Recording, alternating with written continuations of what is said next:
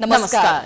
Prime समाचारमा स्वागत छ। म दृष्टिबाणी धिताल। म संगीता कटुवाल। सुरु गरौं अहिलेसम्मका प्रमुख समाचारबाट। गण्डकी प्रदेशका मुख्यमन्त्री गुरुङ विरुद्ध अविश्वासको प्रस्ताव दर्ता। जसपा सरकार ढाल्न लागेपछि केन्द्रको राजनीति तरंग। मध्यरातमै अधिवेशन अन्त्य गरेपछि विशेष अधिवेशनको माग। सरकारद्वारा 14 जिल्लालाई कोरोना अति प्रभावित क्षेत्र घोषणा। बालबालिकालाई विद्यालय नपठाउन अपिल। भिडभाड जन्य कार्यक्रम नगर्न निर्देशन। आज 534 जनामा संक्रमण। नयाँ सरकार गठनको छलफलमा जुटेका कांग्रेस, माओवादी र जसपाबीच अझै पनि सहमति बन्न सकेन। केपी ओली र महन्त ठाकुर बीच सहमतिको सम्भावना। भक्तपुरको बोडेमा परम्परादेखि चल्दै आएको जिब्रो छेड्ने जात्रा सम्पन्न। बुद्धकृष्ण श्रेष्ठको 8औं पटक जिब्रो छेडियो। जात्रामा सहभागीले पालना गरेनन् स्वास्थ्य मापदण्ड। मुलुककै सबैभन्दा धेरै शव जलाइने पशुपति आर्यघाटमा मनलाग्दी शुल्क लिने प्रवृत्तिको मृतकका आफन्त पीडित। आधा दर्जन भन्दा धेरै शीर्षकमा शुल्क असुल्ने परम्परा अन्त्य गर्न माग। भारतमा दैनिक 2 लाख व्यक्ति कोरोना संक्रमणको शिकार हुन थालेपछि उच्च सतर्कता। नयाँ दिल्लीमा 1 हप्ताका लागि कर्फ्यू आदेश। र इन्डियन प्रिमियर लिगमा आज राजस्थान रोयल्स र दिल्ली क्यापिटल्स बीच प्रतिस्पर्धा हुँदै राजस्थान पहिलो जितको खोजीमा, दिल्ली भने अपराजित रहने दाउमा।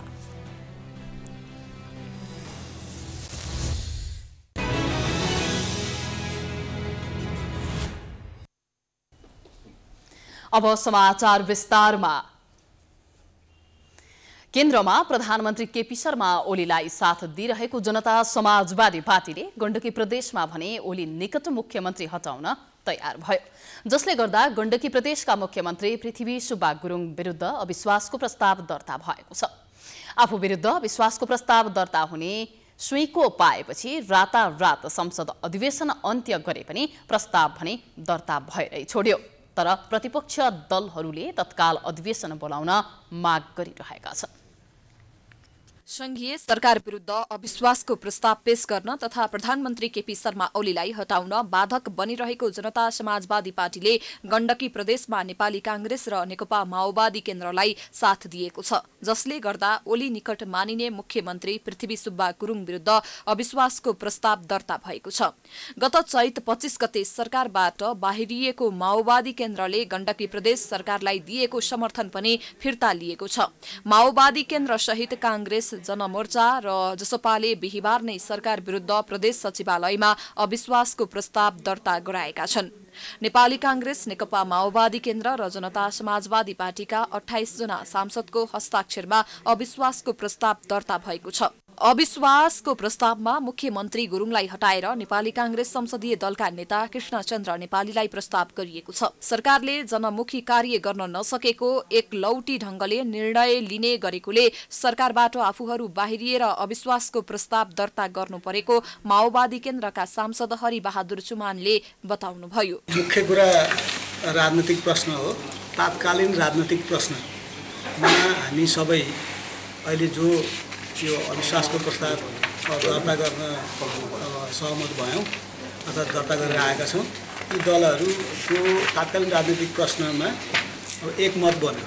यो तात्कालीन राजनीतिक प्रश्न भनेको के हो भन्दा यो सङ्घीय लोकतान्त्रिक गणतन्त्र, सङ्घीय लोकतान्त्रिक गणतन्त्र जुन हाम्रो उपलब्धि हो, तर यही उपलब्धिमाथि अब संसद विघटन मार्फत अर्थात् संविधानलाई मिच्ने प्रक्रियाबाट एकपछि अर्को उपलब्धिमा माथि प्रहार गर्दै जाने कारण अब अहिले वर्तमान प्रधानमन्त्री केपी ओलीले गर्नुभयो। यसकारण अब त्यसले के गर्यो त भन्दा एउटा राष्ट्रिय राजनीतिलाई ध्रुवीकृत गर्यो र तात्कालीन राजनीतिक प्रश्नमा अर्थात् संसद विघटनको मुद्दामा एक ठाउँमा उभिएका सबै राजनीतिक दलहरू विकल्प सरकार दिन पनि अब एक ठाउँमा उभिन जरुरी भयो। मुख्यमन्त्री विरुद्ध जे जस्ता आरोप लगाए पनि अविश्वासको प्रस्ताव पेश गर्नुको कारण चाहिँ केन्द्रमा भएको दलीय विवाद नै हो। जे होस्, नेकपा खारेज पछि नेकपा एमाले र नेकपा माओवादी बेउतिनु र विवाद पनि बढ्नले कांग्रेसलाई फाइदा पुगेको छ। एमालेबाट मुख्यमन्त्री बनेका गुरुङलाई हटाएर कांग्रेसका सांसद कृष्णचन्द्र नेपालीलाई मुख्यमन्त्री बनाउने रणनीति छ। मुख्यमन्त्रीमा प्रस्ताव गरिएका नेपालीले प्रधानमन्त्री ओलीले चाल्नु भएको असंवैधानिक कदमको बचाउ र समर्थनमा व्यस्त रहेको कारण मुख्यमन्त्री गुरुङ विरुद्ध अविश्वासको दर्ता गर्नु परेको बताउनु भएको छ। उहाँले भाग्ने कोसिस गर्छ अहिले मैले भनिसकेको छु, किनभने संविधानले, नियमले, कानुनले जुन चीज दिएको छ त्यसलाई सामना गरेर अगाडि जानु त्यो राजनीतिक धर्म हो। उहाँले के गर्नु भने अविश्वास प्रस्ताव आउँदैछ भनेर ब्याक डेट भनौँ एक हिसाबले हिजैदेखि चाहिँ स्थगित हुने गरेर जुन गर्नुभयो, यसको उहाँको इन्टेन्सन, उहाँको सोचाइ, उहाँको व्यवहार उदाङ्गिएको अवस्था छ। त्यसो भएर हामी क्लियर छौँ। कुरो के हो भने कति दिन भन्ने मात्रै कुरो। त्यस्तै जनता समाजवादीको नेता हरिशरण आचार्यले सरकारका गतिविधिका कारण आफूहरू अविश्वासको पक्षमा रहेको बताउनुभयो। हामी सहमतिमै थियौँ र सहमति गर्दै अगाडि बढ्छौँ र विगतमा राजनीतिक ढङ्गले हिजो को कहाँ थियौँ विगत होइन, अगाडि भविष्य हेरेर हिँड्ने जनता समाजवादी पार्टी हो र अहिलेसम्म जुन केपी ओलीले जुन कदम चालेर यहाँसम्म आउँदाखेरि राष्ट्रियताको भावना विपरीतका कतिपय कदमहरू संवैधानिक गर्ने राजनीतिक कदमदेखि लिएर अहिले नेपालमा भइराखेको अलोकतान्त्रिक कदमका यी सबै राजनीतिक घटनाक्रमहरूको विरुद्धमा हामी अगाडि बढिराखेका छौँ। त्यसो त आफू विरुद्ध अविश्वासको प्रस्ताव आउने सुइको पाएपछि मुख्यमन्त्री गुरुङले रातारात प्रदेशसभाको अधिवेशन नै अन्त्य गराउनु भएको थियो। सरकारको सिफारिसमा प्रदेश प्रमुख अमिक शेरचनले बुधबार मध्यरातीबाटै अधिवेशन अन्त्य गर्नुभएको हो। यसरी मध्यरातमै अधिवेशन अन्त्य गरेपछि रुष्ट बनेका प्रतिपक्षी दलहरूले विशेष अधिवेशन बोलाउन माग गरेका छन्। उनीहरूले प्रदेशसभामा बिहीबार नै दर्ता भएको अविश्वास प्रस्तावमाथि छलफल गर्न अधिवेशन माग गरेका छन्। संविधानको धारा 183 को उपधारा 3 मा प्रदेशसभाका 1/4 सदस्यले विशेष अधिवेशन माग गर्दै निवेदन दिएमा प्रदेश प्रमुखले अधिवेशनको मिति र समय तोक्न सक्ने व्यवस्था रहेको छ। गण्डकी प्रदेशका मुख्यमन्त्री पृथ्वी सुब्बा गुरुङले प्रदेश सरकार विरुद्ध परेको अविश्वासको प्रस्ताव राजनीतिक मुद्दा भएको बताउनु भएको छ। पोखरामा सञ्चारकर्मीसँग संक्षिप्त कुरा गर्दै मुख्यमन्त्री गुरुङले प्रदेश सरकारले राम्रो काम गर्दा पनि अविश्वासको प्रस्ताव आउनु दुःखद भएको बताउनु भएको छ। मुख्यमन्त्री गुरुङले अविश्वासको प्रस्ताव आउने भनेको राजनीतिक मुद्दा भएकोले दलहरू बीच सहमति भएर टुङ्गिने दाबी गर्नुभयो। माथि उहाँहरू भनाइ के छ, हामीले चाहिँ सिधै चाहिँ केन्द्रीय कमले निर्णय गरेर गण्डकी प्रदेश सरकार हटाउने भनेर चाहिँ निर्णय गरिराख्ने भन्नुहुन्छ। यहाँ के कामले के गरेर काम गरिरहेको छ यो सबै कुरोको चाहिँ होस् न। के अरे अब लडाइँमा लड्ने भनेपछि संवैधानिक रूपमा लड्ने भनेपछि खुलै रूपमा लड्ने, सबै कुरो बुझेर लड्ने। भोट हाल्ने कुरो त आफ्नो आउनु छँदैछ, भोलि के भयो कन्भिन्स गर्न सकेन ठाउँ आउँछ होइन। यो सबै चिजको एउटा चाहिँ लोकतन्त्रमा चाहिँ बहस, छलफल, विरोध, आलोचना गर्ने हुन्छ नि, त्यो सबै पाटोबाट हामी बुझ्न के बिग्रिन्छ भनेर भन्छ। मुख्यमन्त्री गुरुङले वामपन्थीको सरकारमा आउन माओवादीलाई आग्रह समेत गर्नुभएको छ। मुख्यमन्त्री गुरुङले कांग्रेसको नेतृत्वको सरकारमा जान भन्दा यही सरकारमा आउन माओवादीलाई आग्रह गर्नुभएको छ।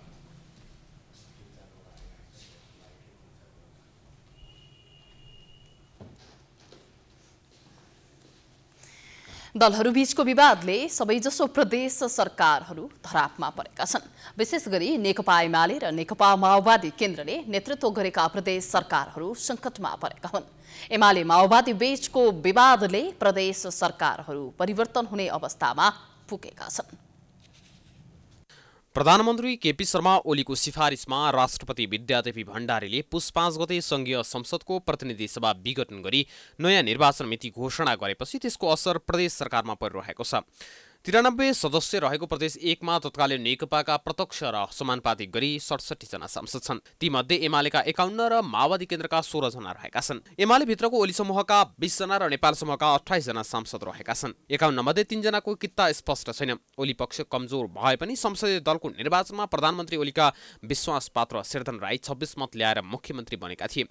पछिल्लो समय गुटको अवस्था फेरिएको छ। निर्वाचनमा कित्ता परिवर्तन गरेकाहरू पुरानै गुटमा फर्किएका छन्। प्रदेशमा ओली गुटमा 20 जना मात्रै खुलेका छन्। नेपाल गुटमा 28 जना खुलेका छन्। 3 जनाको किता खुलेको छैन। किता नखुलेको संख्या बाहेक प्रदेशमा नेपाल र प्रचण्ड समूहसँग 44 जना सांसद छन्। ओली पक्षसँग 20 जना मात्रै छन्। प्रदेश सरकारलाई बहुमत पुग्न 47 सांसद आवश्यक पर्छ। त्यसैले पनि यो सरकारले निरन्तरता पाउने सम्भावना निकै कम हुँदै गएको छ। जनता समाजवादी पार्टी नेतृत्वको प्रदेश 2 सरकारमा नेतृत्व परिवर्तन माग गर्ने असन्तुष्ट पक्ष कमजोर छ। समाजवादी पार्टी र राजपाको संयुक्त सरकार बनेको प्रदेश 2 मा 2 दल एकतापछि पटक पटक सरकार फेरिने चर्चा चलेको छ। तर सरकार फेर्न खोज्ने पक्ष अल्पमतमा पर्दा तत्कालीन समाजवादी पार्टीका मुख्यमन्त्री लालबाबु राउत नेतृत्वको सरकारको आयु लम्बिएको हो। अर्को संकटग्रस्त प्रदेश मध्ये बागमती प्रदेश पनि एक हो। बागमती प्रदेशमा 110 जना सांसद रहेका छन्। बागमती प्रदेशमा तत्कालीन नेकपाको 80, कांग्रेसको 22, विवेकशील साझा पार्टीका 3, नेमकिपा 2, राप्रपाका 2 तथा स्वतन्त्र सांसदको संख्या 1-1 सांसद रहेको छ। तत्कालीन नेकपाको 80 मतमध्ये माओवादी केन्द्रको 23 र माधव कुमार नेपाल पक्षको 20 सांसद गरी 43 र ओली समूहका 17 जना सांसद रहेका छन्, जुन अहिलेको हिसाबमा नेकपा एमालेको पक्षमा 37 सांसद रहेका छन्। यस हिसाबले मुख्यमन्त्री पौडेल संसदीय दलमा अल्पमतमा रहेका छन्। प्रधानमन्त्री केपी ओली समूहका प्रभावशाली नेता शंकर पोखरेल नेतृत्वको लुम्बिनी प्रदेश सरकार ढल्ने मात्र नभई प्रदेश सभा नै विघटन हुने हो कि भन्ने आशंका उब्जिएको छ। 87 जना सांसद मध्ये तत्कालीन नेकपाका मात्रै 61 जना सांसद छन्, जसमा एमालेबाट 41 र माओवादीबाट 20 जना छन्। लुम्बिनी प्रदेशमा एमालेका 41 जना सांसदहरू मध्ये 30 जना ओली पक्षमा रहेका छन् भने 11 जना माधव नेपाल पक्षमा रहेको आकलन गरिएको छ। प्रमुख विपक्षी नेपाली कांग्रेसका 19 जना, जनता समाजवादी पार्टीका 6 जना र राष्ट्रिय जनमोर्चाका 1 जना सांसद रहेका छन्। 40 सांसद रहेको कर्णाली प्रदेशमा एमाले र माओवादी बीचको चुनावी गठबन्धनबाट 33 जना निर्वाचित भएका थिए। तीमध्ये एमालेबाट 20 र माओवादीबाट 13 जना छन्। बहुमत पुग्न 21 जना सांसद आवश्यक पर्छ। तत्कालीन नेकपाले जितेका 33 मध्ये प्रचण्ड निकट 13, ओली निकट 12 र नेपाल निकट 8 सांसद छन्। प्रदेशमा प्रचण्ड नेपाल समूहसँग अहिले 21 जना सांसद छन्। कर्णाली प्रदेश सभामा प्रमुख विपक्षी नेपाली कांग्रेसका 6 जना र राष्ट्रिय प्रजातन्त्र पार्टी राप्रपाका 1 सांसद छन्। गत असोज 25 गते मुख्यमन्त्री साई विरुद्ध नेकपाकै 18 सांसदले अविश्वासको प्रस्ताव ल्याएका थिए। यस्तै कर्णाली सरकारबाट एमाले बाहिरिएपछि नयाँ सरकार गठनको कसरत सुरु भएको छ। तर मुख्यमन्त्रीले राजीनामा नदिएको र विश्वासको मत पनि लिने प्रक्रिया सुरु नभएकाले अन्योलता कायमै छ। सुदूरपश्चिम प्रदेश सरकारमा 53 सांसद रहेका छन्। 53 प्रदेश सभा सदस्य मध्ये तत्कालीन नेकपाका 39, प्रमुख प्रतिपक्षी दल नेपाली कांग्रेसका 12 र जनता समाजवादी पार्टीका 2 जना सांसद छन्। एमालेका नेपाल समूहका सभामुख बाहेक 19 जना सांसद रहेका छन्। अहिले तत्कालीन नेकपाका 6 जना सांसद मात्रै ओलीको पक्षमा खुलेसँगै प्रदेशमा ओली पक्ष कमजोर भएको छ। कोरोना संक्रमणले डरलाग्दो रूप लिएपछि सरकारले स्वास्थ्य मापदण्डमा कडाई गराउन थालेको छ। आज मात्रै 14वटा जिल्लालाई संक्रमणको उच्च जोखिमको सूचीमा राखेको छ। ती जिल्लाहरूमा विद्यालय बन्द गर्नेदेखि कुनै पनि भीडभाडयुक्त गतिविधि नगर्न अप्रिल गरिएको छ। स्वास्थ्य तथा जनसंख्या मन्त्रालयले काठमाडौँ उपत्यकाका 3 सहित 14 जिल्लालाई कोरोना भाइरस संक्रमणको अति प्रभावित जिल्लाका रूपमा घोषणा गरेको छ। मन्त्रालयले काठमाडौँ, ललितपुर, कास्की, रूपन्देही, चितवन, बाँके, पर्सा, भक्तपुर, कैलाली, मोरङ, दाङ, सुर्खेत, बारा र बागलुङलाई अति प्रभावित जिल्लामा वर्गीकरण गरेको हो। स्वास्थ्य मन्त्रालयले ती जिल्लामा बालबालिकालाई विद्यालय नपठाउन समेत अपील गरेको छ। त्यसैगरी 7 बजेपछि सबै रेस्टुरेन्ट तथा क्लबहरू, खेलकुद, जिम, सार्वजनिक पूजा आजा तथा जात्राहरू, सभा सम्मेलन, बैठक तथा भेलाहरू, सिनेमा हल, शपिङ मल, नाचघर, party palace, health club, swimming pool आदि स्थानमा सहभागी नहुन आग्रह गरेको छ। बिहिबार स्वास्थ्य मन्त्रालयमा भएको छलफलले उक्त निर्णय भएको इपिडियोमियोलोजी तथा रोग नियन्त्रण महाशाखाका निर्देशक डाक्टर कृष्ण पौडेलले बताउनुभयो। बढी जोखिम हुने क्षेत्रहरूमा चाहिँ जनस्वास्थ्यका मापदण्डको पालनामा कडी कडाउ गर्ने, अझै बढी कडी कडाउ गर्नुपर्ने देखिन्छ। विशेष गरी सार्वजनिक स्थलमा मास्कको प्रयोग, भिडभाड हुने गतिविधिहरू बन्द गर्ने, जहाँ चाहिँ जस्तो जुलुस, आमसभा, ठुला जात्राहरू हुँदा चाहिँ यो छिटो फैलिन सक्छ र त्यहाँ चाहेर पनि जनस्वास्थ्यका मापदण्ड पालना गर्न सकिँदैन। काठमाडौँ उपत्यका, बागमती प्रदेश र काठमाडौँ उपत्यकामा धेरै सङ्क्रमितहरू हुनुहुन्छ। त्यसै गरी भारतसँग सीमा जोडिएका तराईका मुख्य सहरहरूमा चाहिँ धेरै सङ्क्रमित हुनुहुन्छ। ती ठाउँहरूमा बढी निगरानी, बढी होसियारी र बढी जनस्वास्थ्यका मापदण्ड पालनामा कडी कडाउ गर्नुपर्ने अवस्था छ। सरकारले सबै अस्पतालहरूलाई फिभर क्लिनिक अनिवार्य सञ्चालन गर्न आग्रह गरेको छ। साथै सरकारी अस्पताललाई कम्तीमा 50% बेड कोभिड-19 का लागि छुट्याउने र निशुल्क उपचार सेवा प्रभाव गर्न निर्देशन दिएको छ। अहिले अस्पतालमा आईसीयू का शैय्या भरिन थालेका छन् भने संक्रमितले शैय्या नपाउने स्थिति हुन थालेको छ। तर सभा सम्मेलन तथा चाडपर्वहरूमा भीडभाड रोकिएका छैनन्। भीडभाड तथा सम्मेलनहरू नरोकिए केही हप्तामा संक्रमण डरलाग्दो रूपमा फैलिने विज्ञहरूले बताएका छन्। यसको जुन हरकत भन्छु म, यो हरकत चाहिँ अलिकति परिवर्तित छ। यो कारणले पनि मैले चाहिँ भाइरस हामीभन्दा एक कदम अगाडि छ भनेर भनिरहेको कारण पनि त्यो हो। हामीले चाहिँ के बुझेछौँ त्यसलाई नै फलो गरेर कोसिस गर्छौँ होला, तर यो हामीभन्दा एक कदम अगाडि बढेर चाहिँ हामीलाई अलिकति खेलाइरहेको हो कि अलिकति ट्रिकी जस्तो देखिन्छ। त्यो कारणले गर्दाखेरि चाहिँ अब आगामी दिनहरूमा चाहिँ भाइरसमा हुने जुन एउटा अलिकति अप्रत्याशित जुन हरकतहरू देखाउँछ त्यसलाई पनि नजरअन्दाज गर्नु हुँदैन भन्ने मैले त त्यस्तो देख्छु। र यसको लागि चाहिँ अब बच्ने उपायमा अथवा उपचार गर्दाखेरि त्यति ठुलो फरक नपर्ला। हुन त उपचारमा पनि पछि यदि के गरे टु मच म्युटेसन भयो भने के कस्तो होला त्यो आफ्नो ठाउँमा छँदैछ। भ्याक्सिनलाई चुनौती दिन सक्ने सम्भावना रह्यो। निजी प्रयोगशाला तथा अस्पतालहरूले कोभिड-19 को परीक्षण तथा उपचारका लागि तोकिएको शुल्क 2000 रुपैयाँ नबढाई तथा संक्रमितहरूको औषधि बाहेक उपचारका लागि संक्रमणको जटिलताका आधारमा दैनिक सामान्यलाई 3500, मध्यमलाई 7000 र जटिललाई 15000 मा 50% थप भन्दा नबढ्ने गरी उपचार गर्न गराउन मन्त्रालयले आग्रह गरेको छ। ललितपुरका 61 वर्षका पुरुषमा डबल म्युटेन्ट भेरिएन्ट पुष्टि भएको थियो। पछिल्लो समय नेपालमा फैलिएको कोरोना सोही भेरिएन्ट भएकाले पनि जोखिम बढ्दै गएको छ। नेपालमा बिहिबार थप 534 जनामा कोरोना भाइरस संक्रमण पुष्टि भएको छ। देशभर गरिएको 3588 पीसीआर परीक्षणका क्रममा 490 564 एन्टिजेन र परीक्षणका क्रममै भएको 44 जनामा संक्रमण देखिएको मन्त्रालयले जनाएको छ। यो सँगै नेपालमा कोरोना संक्रमितको संख्या 2,82,054 पुगेको छ।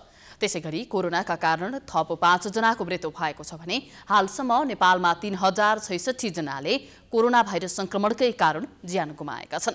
गत 24 घण्टामा 157 जना निको पनि भएका छन्। हालसम्म नेपालमा 2,74,604 जनाले कोरोना जितेका छन्। हाल नेपालमा 4384 जना आइसोलेसनमा र 68 जना क्वारेन्टिनमा रहेका छन्। नेपालमा हालसम्म 23,29,547 वटा पीसीआर गरिएको स्वास्थ्य तथा जनसङ्ख्या मन्त्रालयले जनाएको छ।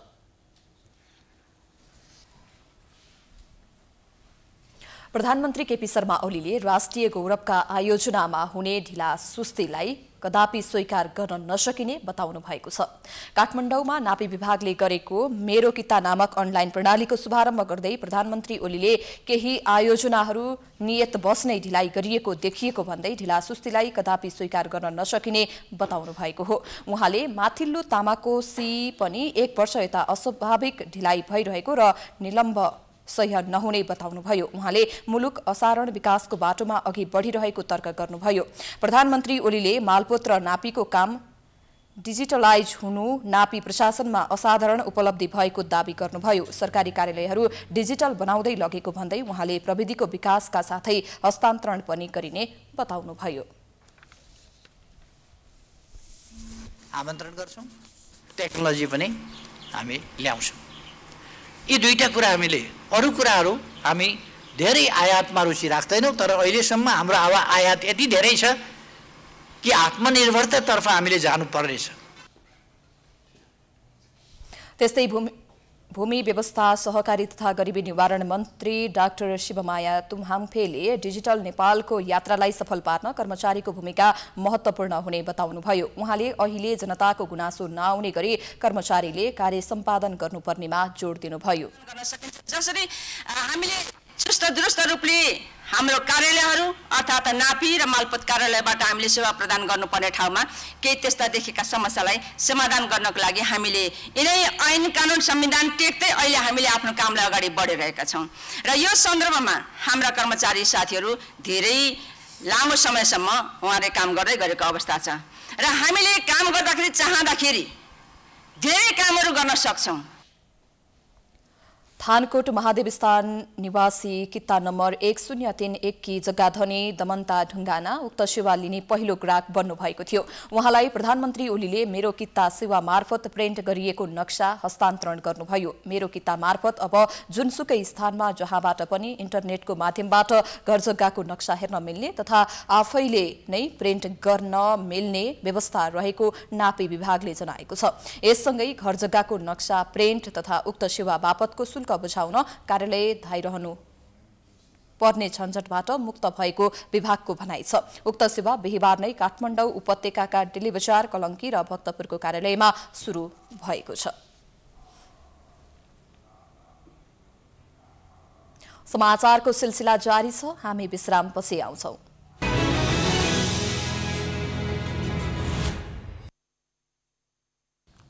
विश्रामपछि स्वागत छ। अब बाँकी समाचार। मुलुकको राजनीतिक अवस्था यति बेला अस्थिर अवस्थाबाट गुज्रिएको छ। केपी शर्मा ओली नेतृत्वको वर्तमान सरकारलाई ढालेर नयाँ सरकार गठन गर्न नेपाली कांग्रेस र माओवादी केन्द्र प्रयासरत छन्। तर जसपाको अन्योलताले नयाँ सत्ता गठबन्धनको साकार रूप पाउन सकिरहेको छैन। अर्कोतिर माओवादी केन्द्रले सरकारलाई दिएको समर्थन अझैसम्म पनि फिर्ता लिएको छैन।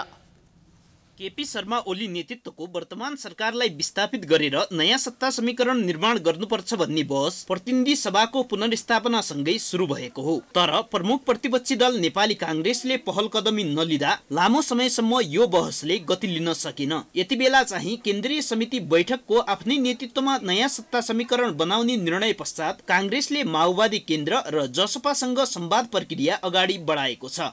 कुनै पनि हालतमा यो सरकार धेरै टिक्दैन, टिकाउन पनि हुँदैन र वर्तमान प्रधानमन्त्रीले नैतिकताको आधारमा धेरै पहिले राजीनामा गर्न पर्ने हो। उहाँले किन राजीनामा गरिराख्नु भएको छैन? जनताले के भनेदेखि उहाँसँग हेरिरहेको छ। नेपाली कांग्रेसले यसलाई वर्कआउट गरिरहेको छ। नेपाली कांग्रेसले के अरे विभिन्न दलसँग के अरे परामर्श गरेको छ। हामीले केन्द्रीय कार्य समितिले दिएको म्यान्डेट पछि हामी के अरे 3 दल बसेर हामीले छलफल गरेका छौं। समर्थन फिर्ता नलिने तर सरकारलाई विस्थापित गर्नुपर्छ भन्ने दोहोरो नीति अपनाएको भन्दै माओवादी केन्द्रको आलोचना भइरहेको छ। माओवादी केन्द्रका नेता दिनानाथ शर्मा समर्थन तत्काल फिर्ता लिएमा सरकारले प्रतिनिधि सभा फेरि विघटन गर्ने खतरा भएकाले समर्थन जारी राखेको बताउनुहुन्छ। समर्थन फिर्ता लिनु भन्दा भने अविश्वासको प्रस्तावबाट उहाँलाई चाहिँ हटाएर अर्को चाहिँ प्रधानमन्त्री बनाउनको लागि नै यो चाहिँ हाम्रो समर्थन रहिराखेको छ। यदि हामीले उहाँलाई दिएको समर्थन फिर्ता लिने हो भने उहाँको फेरि पनि संसद विघटन गर्ने र अहिले व्यवसाय नै नदिएर संसदलाई जुन प्रकारको निकम्बा बनाउनु भएको छ, भोलि फेरि पनि संसद विघटन गरेर अर्को चाहिँ प्रक्रियामा लैजाने र राजनीतिक सङ्कट, राष्ट्रमा चाहिँ राजनीतिक सङ्कट उत्पन्न गर्ने उहाँको चाहिँ जुन प्रकारको एउटा सोच छ। कुनै पनि प्रधानमन्त्रीले मलाई दिएको समर्थन फिर्ता लैजाऊ सदा सहायतापूर्वक राम्रो नियतले भन्दैन। नयाँ सत्ता गठबन्धन बनाउन नेपाली कांग्रेसलाई जसपाको समर्थन अनिवार्य छ। त्यस्तै माओवादी केन्द्रले समर्थन फिर्ता लिएपछि सरकारलाई जोगाइराख्न प्रधानमन्त्री ओलीलाई पनि जसपाको समर्थन आवश्यक छ। तर जसपाले के गर्ने भन्ने सम्बन्धमा निर्णय लिन सकेको छैन। केपी ओलीलाई विस्थापित गर्ने पक्षमा जसपा चाँडै निर्णयमा पुग्ने नेता राजेन्द्र श्रेष्ठको भनाइ छ। सत्ताको साँचो जसपासँग छ भन्ने चाहिँ बाहिर धेरै चर्चा हुन्छ। अब यो साँचो छ भने त यो साँचो लिएर खोल्ने हो नि त। अब यो राजनीतिलाई बन्द बनाउनु त होइन। त्यसकारण हामी छिटोभन्दा छिटो अब कार्यकारिणीको बैठक बसेर निर्णय गर्छौँ। हामी एक मतले होइन यो विषयमा निर्णय लिन्छौँ र त्यसको चाहिँ आधार भनेको के हो भने हिजो आन्दोलनको बेला सहकार्य गरिएका शक्तिहरू बीचकै एकता नै स्वाभाविक हुन्छ र त्यो नेचुरल पनि हुन्छ। सत्ता सहयात्राबारे जसपासँग सकारात्मक रूपमा छलफल भइरहेको र परिस्थिति हेरेर निर्णय लिने नेकपा नेता कर्णबहादुर थापाको भनाइ छ। हामीले यो जोगाउनका निम्ति कुनै एक्स्ट्रा गतिविधिहरू हामी गर्दैनौँ र कुनै पनि किसिमले हाम्रो बहुमत सिद्ध गर्नका निम्ति कुनै अवैधानिक या कुनै प्रलोभन या कसैलाई त्यो अनुनय विनय गर्ने खालको हाम्रो त्यो सोच छैन। धेरै चरणमा जनता समाजवादी पार्टीसँग छलफल बहसहरू भएको छ। त्यहाँभित्र पनि एकै किसिमको मत छैन।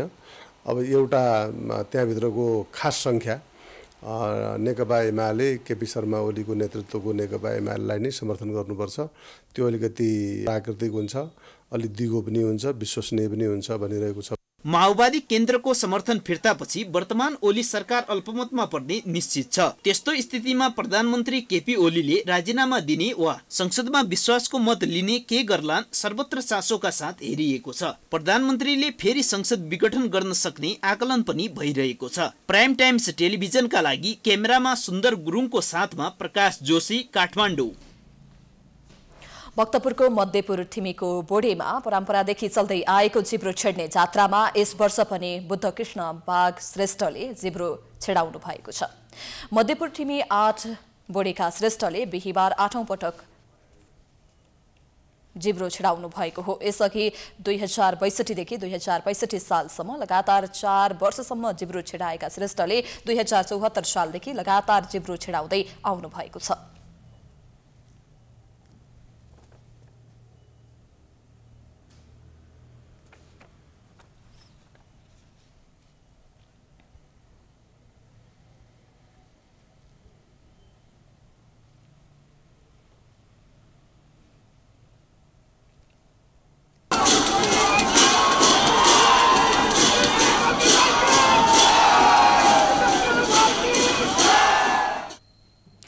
पेसाले एम्बुलेन्स चालक रहनुभएका बुद्धकृष्णले अघिल्लो वर्ष कोरोनाको कारणले एम्बुलेन्स चलाउनु परेकाले जिब्रो छेड्न पाउनु भएको थिएन।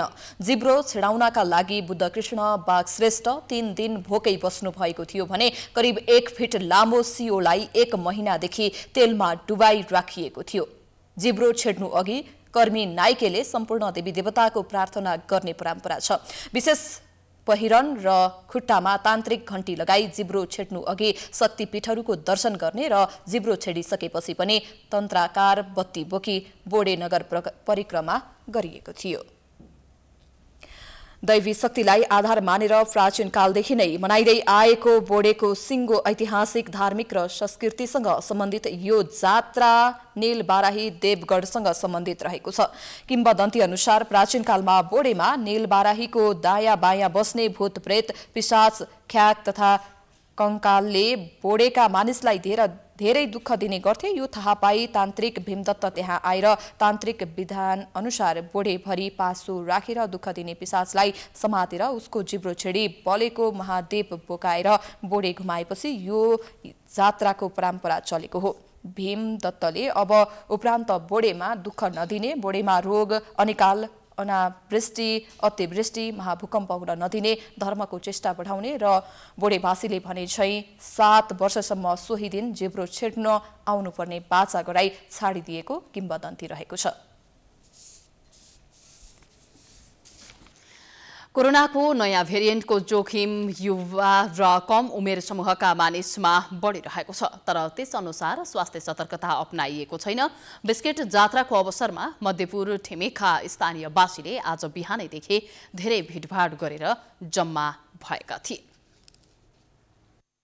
कोरोनाको जोखिम दिनदिनै बढ्दैछ। सरकारले पनि सम्पूर्ण स्वास्थ्य मापदण्ड अपनाउनु पर्नेमा जोड दिँदै कोरोनाको नयाँ भेरिएन्ट युके भेरिएन्टको जोखिम युवा र सोभन्दा कम उमेर समूहका मानिसमा भएको स्पष्ट पारेको छ। तर भक्तपुरमा मनाइने बिस्केट जात्रामा धेरै भिडभाड थियो। सिन्दुर खेलेर मनाइएको जात्रामा सर्वसाधारणले मास्क समेत लगाएका थिएनन्। विशेष गरी युवा वर्गको बाक्लो उपस्थिति रहेको थियो। उनीहरूले स्वास्थ्य सतर्कता अपनाएका थिएनन्। कोरोनाको जोखिमको बारेमा न मध्यपुर थिमी नगरपालिकाले सम्झियो न सर्वसाधारणले नै सम्झिए। जात्रा मनाउनेहरू सबै आफ्नै सुरमा रमाउन नै व्यस्त देखिन्थे। युवा वर्गदेखि साना बालबालिकाहरूले परम्परा अनुसार नै जात्रालाई निरन्तरता दिएको भनिराखेका थिए। जात्रामा उपस्थित भएका स्थानीयवासीहरूले नेताहरूले कोरोनालाई ख्याल नगरी भेला सभा समारोह गर्न रोक नलगाउने तर जात्रामा रोक लगाउन खोजिएको भन्दै असन्तुष्टि समेत व्यक्त गरिरहेका थिए। यसमा सावधानी अपनाउनु पर्ने भनेको हामी जुन कोरोनाको भनेको यो सिन्दुरले पनि कतिपय निको भइ नै हाल्छ हैन। यो हाम्रो भनेको मनको शान्ति हो। हामी जात्रा मनाउने मान्छेहरूलाई भनेको बरु प्राण त्याग्न त्यो सानो कुरा हुनेछ हो कि हैन। जात्रा भनेको सबैभन्दा ठुलो हुनेछ हाम्रो लागि भनेको। त्यही भएर हामी प्राण त्यागेर भए नि जात्रा मनाउनको लागि हामी यहाँ आएका छौँ। तपाईँको अब नेताहरू ठुल्ठुलो मन्त्री सन्त्री नेताहरू पार्टीहरूले चाहिँ जस्तै ठुल्ठुलो चाहिँ आमसभा ठुल्ठुलो भेटघाट गर्दा चाहिँ कोरोना नसर्ने, जब हाम्रो नेवारहरूको जात्रा आयो कि चाहिँ कोरोना सर्ने भनेको भएर त्यसकै विरुद्धमा चाहिँ हामीले चाहिँ के यो जात्रा मनाएको हो क्या। यदि चाहिँ नेताहरूले ठुलो मान्छेले एउटा कुरा कि घरमा चाहिँ ठुलो मान्छे अलि राम्रो सजन भयो भने चाहिँ उसको छोराछोरी बच्चा राम्रै हुन्छन्। एउटा कुरा बाजे बुवाले चाहिँ रक्सी खायो भने नातिले चाहिँ नखाने कुरै हुँदैन क्या। ए मेरो बाले खान्छ मेरो बाजेले खान्छ म किन नखाने भने जस्तै तपाईँको चाहिँ त्यो नेताहरू भनेको त हाम्रो अभिभावक हो होइन। उहाँहरूले चाहिँ पहिले चाहिँ यस्तो दूरी कायम गरेर चाहिँ तपाईँको यो आमसभा चुनाव उद्घाटनहरू नगरेको भए चाहिँ सायद हामीले पनि रोक्थ्यौँ होला। खै अहिलेसम्म त कोर्ने भने अहिलेसम्म मैले पनि थाहा छैन होइन। जब हाम्रो भनौँ न अब बाहिर आयो भनेर यहाँ अहिलेसम्म त त्यति आएकै छैन नि होइन। हाम्रो पुर्खौँदेखि आएको जात्रा हो होइन। पुर्खौँदेखि जात्रा अहिलेसम्म चाहिँ अहिले रोकेको छैन। पोहोर साल रोकेछ होइन। अब के भएर रोक्यो हो कसले रोक्यो हो यो हाम्रो सरकारले चाहिँ नहुने काम गरेछ के। यस वर्ष पनि स्थानीय प्रशासनले 25 जना भन्दा धेरै मानिसको भीड़ नगर्नु भने पनि जात्रामा भीड़ हुने भएकाले नगरपालिकाले स्वास्थ्य सुरक्षाको मापदण्ड पालना गरेर पर्व मनाउन आग्रह गरेको थियो। तर नगरपालिकाको निर्देशन पालना भएको थिएन। जात्रामा उपस्थित स्थानीयलाई कोरोना संक्रमण भएमा त्यसको जिम्मेवारी को भन्ने प्रश्नमा नगरपालिकाकी उपमेयरको यस्तो जवाफ छ। नेताहरूले विभिन्न कार्यक्रमहरू गरिसकेको हुनाले अब अरू ठाउँमा त केही नहुने जात्रा पर्वमा मात्रै हुने जस्तो मानसिकता बोकेकी जनताले भने जस्तो पनि मलाई लागेको छ। हामीले अवेरनेस गर्दा गर्दै पनि उहाँहरू आफै उत्रिनु भएको छ। यसपालिको जात्रा त धुमधामसँग मनाउनै पर्छ भनेर अब भन्नु नै पर्दा मध्यपुर ठिमी नगरपालिकाले एउटा हस्पिटल पनि खोलिराखेका छौँ, नेपाल कोरिया मैत्री हस्पिटल। अब त्यहाँ कोरोनाको हामीले बिमा पनि गरिराखेका छौँ। अब उहाँहरूले सक्नुहुन्छ अब उहाँ आफै उपचार गर्नुहुन्छ, सक्नुहुन्न गरिब त्यस्तै नसक्नेहरू हुनुहुन्छ भने हामी आफै उपचार गरेर दिन्छौँ। त्यो त दुई मात्रै भएन, आफ्नो नगरको जनताहरू होइन नगरवासीहरू बिरामी पर्दा हामी टुलटुलिएको बस्ने कुरा पनि आउँदैन नि। आफ्नो जात्रा र पर्व मनाउनुपर्छ, तर यसरी स्वास्थ्यलाई जोखिममा राखेर सहभागी हुँदा कोरोना संक्रमण हुन्छ भन्ने कुरालाई बेवास्ता भने गर्नु हुँदैन थियो। अस्पतालमा उपचारदेखि आर्यघाटमा शव जलाउँदासम्म विशिष्ट व्यक्ति र सर्वसाधारण बीच विभेद छ। शव जलाउँदा लिइने मनलाग्दी शुल्कका कारण पनि सर्वसाधारण पीडित छन्। मुलुककै सबैभन्दा धेरै दाह संस्कार गरिने पशुपति आर्यघाटमा मृतकका आफन्तले अनेकौं समस्या झेल्नु परेको छ। काठमाडौँको पशुपति आर्यघाटमा दैनिक औसत 22 जनाको शव जलाउने गरिएको छ। आर्यघाटमा विशिष्ट व्यक्ति र सर्वसाधारणका शव जलाउने ठाउँ छुट्टै छ। नियम अनुसार लाग्ने शुल्क तिर्दा पनि शव जलाउन विभिन्न झन्झट सर्वसाधारणले झेल्दै आएका छन्। एकातिर शव दर्ता गराउने प्रक्रिया झन्झटिलो छ भने शुल्क पनि मनोमानी छ, जसले गर्दा शोकमा परेका बेला मृतकका आफन्तले अनेक समस्या भोग्नु परेको छ। झन्झट त छ नि, अब कहिले कहाँ जा भन्छ कहिले कहाँ जा भन्छ होइन। अब के अरे भिआइपीको छुट्टै छ, यहाँको छुट्टै छ, शुल्क पनि महँगो रहेछ। झन्झट त झन्झटै छ। मन परी शुल्क चाहिँ लिनु हुँदैन जस्तो लाग्छ। सबैलाई समान भयो भने राम्रो हुन्छ। अझ गरिबहरूलाई चाहिँ हेरिदिनुपर्छ भन्ने लाग्छ मलाई। शव जलाउन धेरैजसोले आर्यघाटको माथिल्लोपट्टि रहेको भस्मेश्वर घाटलाई नै रोज्ने गरेका छन्, जसले गर्दा मृतकका आफन्त लाइनमा बस्नुपर्ने हुन्छ। आर्यघाटमा काठमाडौँ उपत्यका मात्र होइन, विदेशमा र बाहिरी जिल्लामा मृत्यु भएका मानिसको शव पनि जलाउने गरिएकोले धेरैजसो त्यो स्थान धुवापताल हुन्छ, जसले गर्दा पशुपतिको दर्शन गर्न जाने मानिसहरू पनि प्रभावित हुँदै आएका छन्। यहाँ शव दर्ता गराउन 200 शुल्क लाग्छ भने वातावरण शुल्क भनेर 1300 उठाउने गरिएको पशुपति क्षेत्र विकास कोषका कार्यकारी निर्देशक डाक्टर घनश्याम खतिवड़ाले बताएका छन्। हामीले घाट सेवा निर्देशिका पास गरेका छौँ। घाट सेवा निर्देशिका अनुसार त्यहाँ कार्यहरू सञ्चालन हुन्छन्। पशुपति क्षेत्रमा आइसकेपछि सम्पूर्ण सुविधाहरू पाउनुपर्छ भन्ने मान्यता आउने मलामीहरूको हो वा आफ्ना आफन्तहरूको हो र ती आफ्ना आफन्तहरूको त्यो मान्यतालाई हामीले कदर गर्नुपर्ने हुन्छ। तसर्थ हामीले सोही अनुसारले बढीभन्दा बढी यहाँ आउने मलामीहरूले र यहाँ आउने मृतकका आफन्तहरूले सुविधा पाउन् भन्ने योजना बनाएका हौँ र सोही अनुसार जनशक्तिहरू पनि परिचालन गरेका छौँ। कार्यकारी निर्देशकले भने जस्तो सर्वसाधारणलाई सहज होस् भन्ने उद्देश्यले निर्माण गरिएको घाट सेवा निर्देशिकामा त्यस्तो पाइँदैन। शव दर्तामा 200 भए पनि वातावरण शुल्क भस्मेश्वरको 1000 छ भने आर्यघाटको 5000 छ। साथै शवदाह शुल्क 1500, दाउरा बोक्ने शुल्क 600, शव बोकेर ल्याएको 1800 देखि 2000 सम्म छ भने अन्य विभिन्न शुल्क लगाउने गरिएको छ, जसका कारण पनि उपत्यका लगायत विभिन्न स्थानबाट शव ल्याएर आएका आफन्त समस्यामा पर्ने गरेका छन्। समाचारको सिलसिला जारी छ, हामी विश्रामपछि आउँछौं।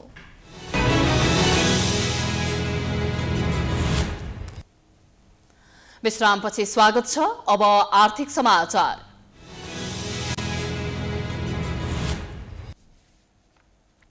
तनहुँ उद्योग वाणिज्य संघको नेतृत्वका लागि 3 जनाले उम्मेदवारी दिएका छन्। तनहुँ उद्योग वाणिज्य संघको नेतृत्वमा अहिलेका प्रथम उपाध्यक्ष वैकुण्ठनाथ मिश्र र पूर्व महासचिव पविन्द्र कुमार श्रेष्ठसँगै नेकपा निकट अर्जुन अधिकारीले उम्मेदवारी घोषणा गरेका हुन्।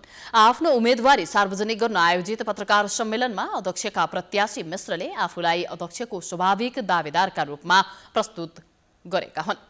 आफूले बजार एकाइ तथा संघको महासचिव हुँदै अघि बढेको भन्दै अब स्वभावैले अध्यक्षमा दावेदारी गरेको उनले बताएका छन्। समस्त जिल्ला भरिका व्यवसायीहरूबाट भारी मतबाट मलाई प्रथम उपाध्यक्षमा विजयी गराउनु भएको थियो। यसको कार्यकाल समाप्त हुन गइरहेको छ र आगामी अधिवेशनमा मैले आफ्नो स्वाभाविक अध्यक्षको उम्मेदवारी प्रस्तुत नोमिनेसन दर्ता गराइसकेको छु। यसमा यहाँहरूले मलाई हाम्रा व्यवसायी साथीहरू बीचमा यो सन्देश पुर्याएर मेरो मतदान गरेर सेवा गर्ने शुभ अवसर प्रदान गरिदिनका लागि म हार्दिक अनुरोध गर्दछु। नेपाल बिउ व्यवसायी संघ जिल्ला समन्वय समिति तनहुँले पनि अध्यक्षका उम्मेदवार मिश्रलाई समर्थन गर्ने निर्णय गरेको छ। अध्यक्षका अर्का उम्मेदवार पविन्द्र कुमार श्रेष्ठले आफ्नो समय संघमा आबद्ध रहँदा उल्लेखनीय काम गरेको भन्दै उम्मेदवारी दिएको बताएका छन्। त्यसैगरी अर्का उम्मेदवार अर्जुन अधिकारीले उद्योगी व्यवसायीका समस्या समाधानका लागि आफूले नेतृत्व गर्न चाहेको बताएका छन्।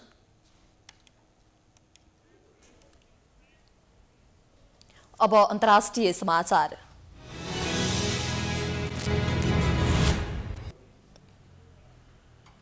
कोरोना संक्रमण फैलने क्रम तीव्र बनेपछि भारतको राजधानी नयाँ दिल्लीमा 1 हप्ताका लागि कर्फ्यू आदेश जारी गरिएको छ।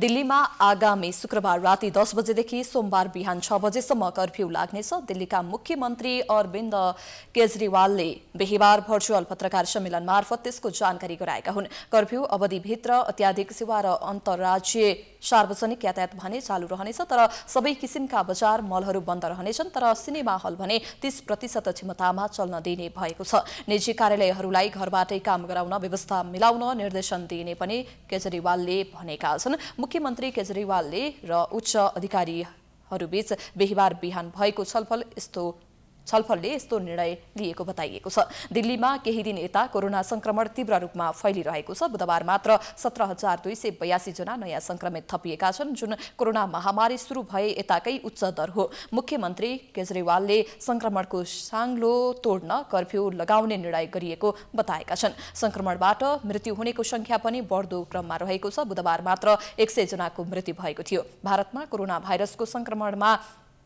संक्रमण दिनदिनै बढिरहेको छ। हरेक दिन संक्रमितको संख्यामा नयाँ रेकर्ड बनिरहेको छ। पछिल्लो 24 घण्टामा भारतमा एकै दिन झण्डै 2 लाख मानिसमा कोरोनाको संक्रमण पुष्टि भएको छ। संक्रमण बढीसँगै भारतमा संक्रमितहरूले ज्यान गुमाउने क्रम पनि बढिरहेको छ।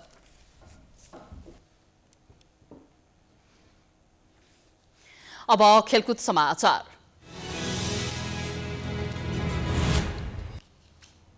इन्डियन प्रिमियर लिग क्रिकेट आइपिएलमा आज राजस्थान रोयल्स र दिल्ली क्यापिटल्स बीच प्रतिस्पर्धा भइरहेको छ। मुम्बईमा हुने राजस्थान र दिल्ली बीचको खेल केही बेर अघि सुरु भएको छ। वाङखेडे स्टेडियममा आज दुवै टिम जित निकाल्ने लक्ष्यसहित मैदानमा उत्रिएका छन्। राजस्थान पहिलो जित निकाल्ने लक्ष्यमा रहनेछ। पहिलो खेलमा राजस्थान पन्जाब किङ्ससँग 4 रनले पराजित भएको थियो, तर दिल्ली विरुद्ध अलराउन्डर बेन स्ट्रोकले खेल्ने छैनन्। चोटका कारण उनले आइपिएलको बाँकी खेल गुमाउने भएका हुन्। दिल्ली भने लगातार दोस्रो जित निकाल्न चाहन्छ। पहिलो खेलमा दिल्लीले चेन्नई सुपर किङ्सलाई 7 विकेटले हराएको थियो। दुई टिम बीचको पहिलो प्रतिस्पर्धामा दिल्ली बलियो देखिएको छ। पछिल्लो 5 खेलमा दिल्लीले 5 खेल जितेको छ। अघिल्लो संस्करणको 2 भेटमा दुवै खेल दिल्लीले नै जितेको थियो।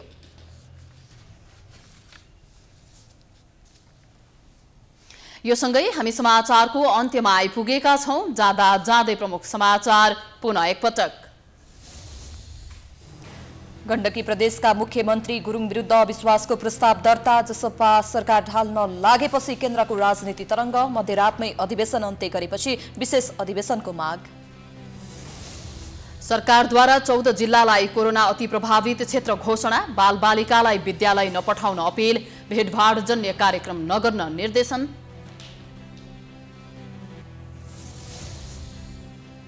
नयाँ सरकार गठनको छलफलमा जुटेका कांग्रेस माओवादी र जसपा बीच अझै पनि सहमति बन्न सकेन। केपी ओली र महन्त ठाकुर बीच सहमतिको सम्भावना।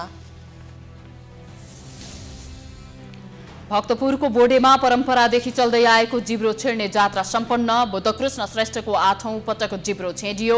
जात्रामा सहभागीले पालना गरेनन् स्वास्थ्य मापदण्ड। मुलुककै सबैभन्दा धेरै शव जलाइने पशुपति आर्यघाटमा मनलाग्दी शुल्क लिने प्रवृत्तिले मृतकका आफन्त पीडित।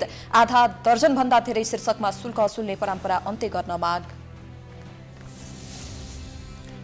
भारतमा दैनिक 2 लाख व्यक्ति कोरोना संक्रमणको शिकार हुन थालेपछि उच्च सतर्कता। नयाँ दिल्लीमा 1 हप्ताका लागि कर्फ्यू आदेश। र इन्डियन प्रिमियर लिगमा आज राजस्थान रोयल्स र दिल्ली क्यापिटल्स बीच प्रतिस्पर्धा हुँदै राजस्थान पहिलो जितको खोजीमा। दिल्ली भने अपराजित रहने दाउमा। समाचार अहिलेलाई सकियो। यसपछिको प्रस्तुति जनता जान्न चाहन्छन् ऋषि धमलाको साथमा। हेर्दै गर्नुहोला प्राइम टाइम्स टेलिभिजन। नमस्कार।